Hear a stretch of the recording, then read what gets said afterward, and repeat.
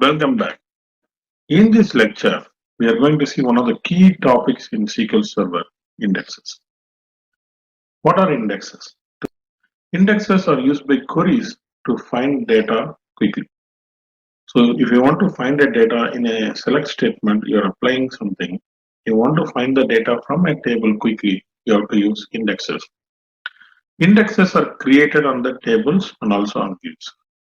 For example, if you want to understand more clearly, you have a book and they are asking you to find a chapter in the book. You have to look for every page of the book to find the chapter.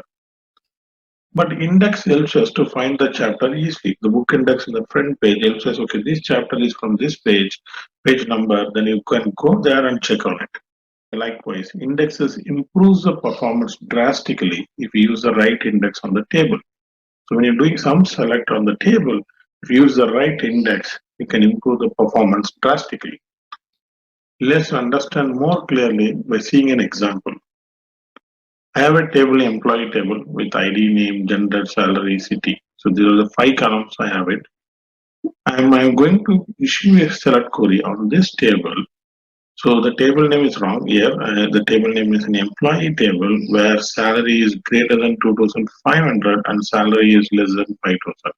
So select start from employee where salary is greater than 2,000, salary is less than 5,000. When you issue this query to SQL Server, what SQL Server will do in this table is scan every row and see it is matching within this condition. It is called table scan and it will impact the performance.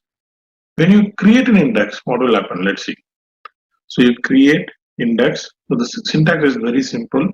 Create index and then you give the index name on the table. The table name is employee and I'm having the call salary ascending. What will happen is when you create the index, there is another table like created, which salary will be sorted as an ascending order, and each row value will be given a row address to the table. So whenever you issue this query, what we'll do is we'll go back and check in this table for salary greater than 2,500 and salary less than 5,000. So it picks up the row 3,000, 4,000, 5,000 and go to the row address which is mapped to this table and pick up those rows and display it. It is not scanning the entire table, it's just putting the row addresses directly and pulling those records. That way, index will be very useful and efficient in pulling the records from the SQL Server tables. Let me show a demo around it. Okay, so I drop this table first just to make sure that it is already created. I'm creating this table again with 5 columns. I'm inserting some rows inside it.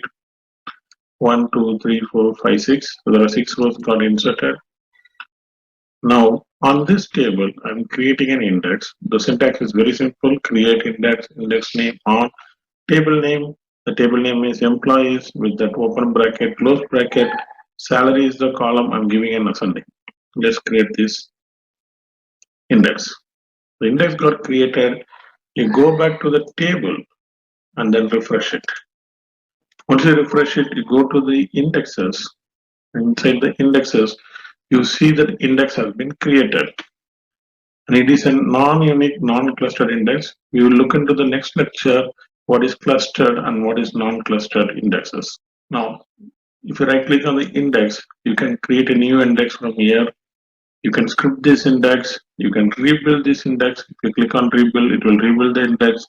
You can disable this index and you can delete this index. So you can pause the index by disabling it and you can delete it completely. You can rename the index. So you have every option available under Object Explorer when you click on the index and right click on it.